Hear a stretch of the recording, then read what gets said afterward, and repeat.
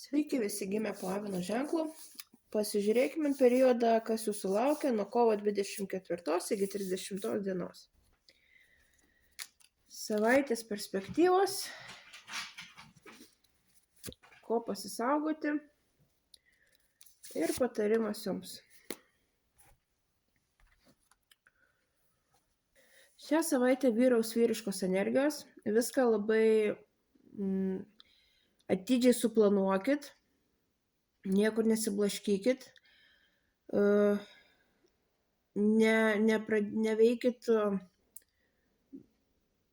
neapgalvotai, bus gana stabilus laikas, viską, ką planuojat padaryti, suplanuokit iki pačiausių smulkmenų ir viską vykdykit laiptelis po laiptelio.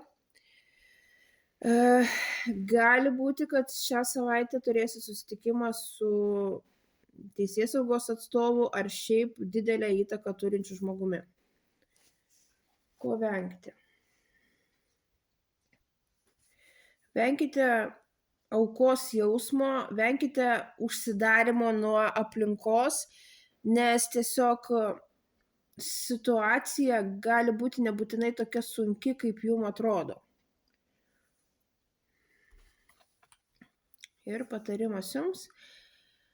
Nepasiduokit melancholijai, nepasiduokit depresijai, nesėdėkit nieko neveikdami, nes tiesiog galit pražiūrėti geras galimybes.